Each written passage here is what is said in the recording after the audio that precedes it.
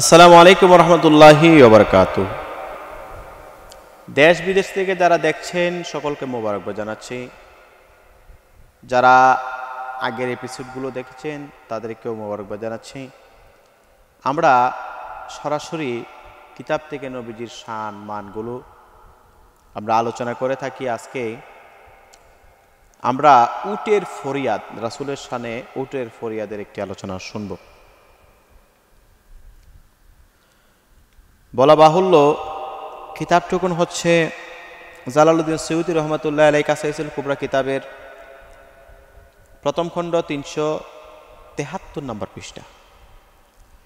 হযরত জাবের রাদিয়াল্লাহু তাআলা আনহু থেকে বর্ণিত, তিনি বলেন, আমরা গাজওয়ায়ে জাতির রেকা থেকে ফেরত আসার পথে হাররা নামক স্থানের নিচু এলাকায়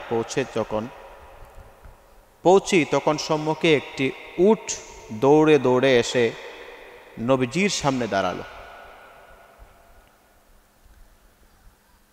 রাসূল সাল্লাল্লাহু আলাইহি ওয়াসাল্লাম আমাদেরকে বললেন, তোমরা কি বুঝেছো উট কি আমাকে বলছে? এই উট তার মালিকের বিপক্ষে আমার কাছে সাহায্য প্রার্থনা করছে। সুবহানাল্লাহ। আল্লাহ রাসূলকে উটে চিনতেন, উটে নবীকে চিনত। মানুষ হইয়া আমরা নবী চিনলাম না? এর মালিক কয়েক বছর যাবৎ এর দ্বারা ক্ষেতের কাজ করিয়েছে, এখন সে তাকে জবেহে করার ইচ্ছা করছে। জাবের, তুমি গিয়ে এর মালিকের কাছে নিয়ে এসো। হে জাবের, তুমি গিয়ে মালিককে আমার কাছে নিয়ে এসো। আল্লাহর কাছে নিয়ে আসলেন। জাবের বললেন, আমি বললাম, আমি তো এর মালিককে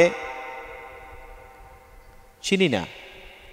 তিনি বললেন, এই উট তোমাকে মালিকের কাছে নিয়ে যাবে। সুবহানাল্লাহ।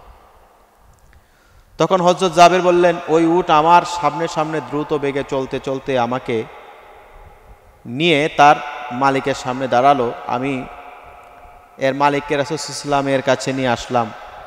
গাজওয়া নামক এক আশ্চর্যজনক মুজিজা রাসূল সাল্লাল্লাহু আলাইহি ওয়াসাল্লামের কাছে সংঘটিত হয়েছিল, যার ফলে জাবের বললেন, এই গাজওয়াকে গাজওয়াতুল আয়াজিব তথা বহু আশ্চর্যের গাজওয়া বলা হতো। আপনি আশ্চর্য হয়ে যাবেন, একটি উট নবীর কাছে আয়েশা তার মালিকের বিচার দিচ্ছে, যে তার মালিক এই উটকে যথেষ্ট পরিমাণ কষ্ট দেয়। এই কষ্টের কারণে নবীজির কাছে আয়েশা বিচার দিয়েছে। সম্মানিত অনলাইনে যারা দেখছেন বা পরবর্তী দেখবেন, আপনারা চিন্তা করছেন, নবীজির সামনে একটা উট অবলা নবীজির কাছে বিচার দিচ্ছে, ইয়া রাসূলুল্লাহ, বহু বছর যাবত আমাকে তার কাজ করিয়েছে, অর্থাৎ এখন সে আমাকে জবাই করতে চায়। হযরত জাবের রাদিয়াল্লাহু তাআলা আনহুকে দিয়ে আল্লাহ রাসূল পাঠিয়েছেন, জাবের, তুমি তার মালিকের কাছে তাকে নিয়ে যাও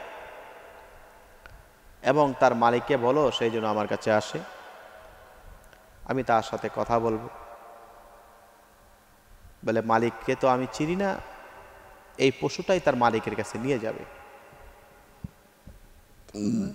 কত আশ্চর্যজনক ঘটনা হলে এমন হতে পারে। সম্মানিত ভিউয়ার্স, আশা করি আপনারা এই আলোচনাটুকুন বুঝবেন এবং বোঝার চেষ্টা করবেন। আল্লাহ তাআলা আমাদের সকলকে রাসূলের শান, নবীজির শান মান বোঝার তৌফিক দান করুন।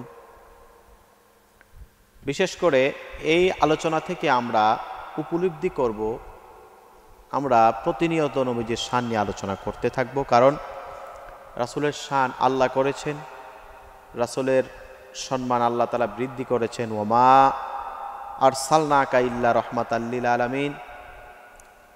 আল্লাহ বলেছেন, আমি আল্লাহ ইরসাল করি নাই, পার্সেল করি নাই, পাঠাই নাই, ইল্লা তবে প্রেরণ করেছি রহমাতুল লিল আলামিন। আমি আমার হাবিবকে রহমত হিসাবে বানাইছি, আমি আমার নবীকে রহমাতুল লিল আলামিন নবী হিসাবে বানাইছি। তাহলে ওই নবীকে যে আল্লাহ রহমত করে বানাইছে, তার দৃষ্টান্ত উট। মরুভূমির একটি উট নবীজির সাথে কথাবার্তা বলে। কোনো মানুষের সাথে তো কোনোদিন উটে কথা বলে নাই, কোনো পয়গাম্বরের সাথে এত মুজিজার ঘটনা আর কখনোই হয় নাই। সম্মানিত ভিউয়ার্স, আপনারা যারা অনলাইনে দেখছেন, আশা করি এই শানগুলো আরো বেশি বেশি করে প্রচার করবেন মানুষের কাছে।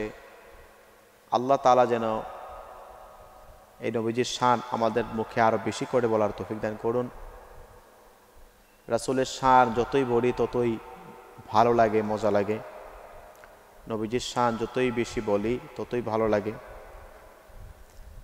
বিশেষ করে আমরা যারা আখিরি নবীজির উম্মত, আমরা বেশি করে নবীজির শান বর্ণনা করব। আমরা যত বর্ণনা করব আমাদের ঈমান তত বেড়ে যাবে। আল্লাহ তাআলা আমাদের সকলকে বোঝার তৌফিক দান করুন। ভিডিওটি যদি ভালো লাগে অবশ্যই সাবস্ক্রাইব করে আমাদের সাথে থাকবেন।